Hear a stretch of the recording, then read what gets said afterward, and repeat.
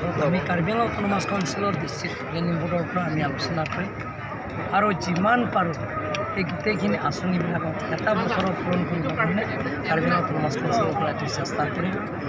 তাৰ বাহিৰে যিবিলাকৰ ফৰেষ্টৰ মাটি বহুত বছৰৰ পৰা আজি 50 বছৰৰ পৰা তেওঁলোকে বসবাস কৰি আছে, এইটো ফৰেষ্ট প্ৰটেকশ্যন ৰাইট মতে আমি এইটো জন চাৰ্ভে কৰি এইটো আমি পতা দিব পাৰিম।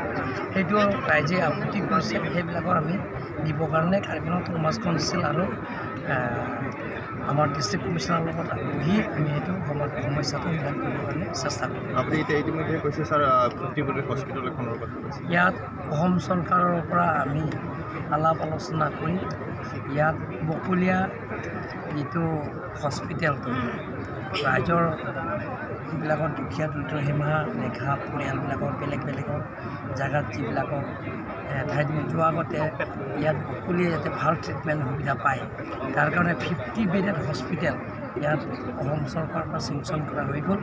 এইটো 20 কোৰ্চৰ আঁচনি এইটো আৰম্ভ কৰা হ'ব, সোনকালে টেণ্ডাৰটো কল কৰা হ'ব।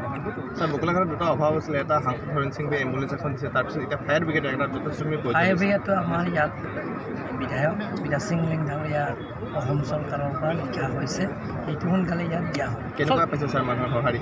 এতিয়া মানুহবিলাক চব ইয়াত ওলাই আহিছে, আপোনালোকে জানে যিটো নেকি আমি কনচিল গোটেই টিমটো আহিছে, গোটেই অফিচাৰ্ছবিলাকত আহি আৰু ৰাইজেও ওলাই আহিছে আমাৰ প্ৰভাৱ বুজিবিলাকৰ পৰম বুলি। আৰু ইয়াত নাংফেক সমষ্টিত আপোনালোকে জানে সকলো জাতি জনগোষ্ঠী আছে। ইয়াত অকল কাৰ্বি নহয়, কাৰ্বিও আছে, বেংগলী আছে, বিহাৰী আছে, অসমীয়া আছে, তিৱা আছে, গাৰো আছে, সকলো জাতি জনগোষ্ঠী আছে, আদিবাসী আছে।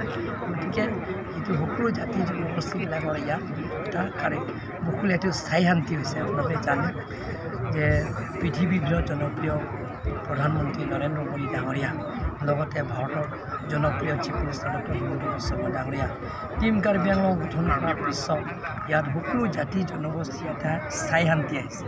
স্থায়ী শান্তি যেতিয়া অহাৰ লগে লগে কাৰ্বি আংলঙৰ 26টা সমষ্টিত সমান্তৰাল হিচাপে ডেভেলপমেণ্ট কামবিলাকো হৈ আছে, আপোনালোকে দেখা পাইছে।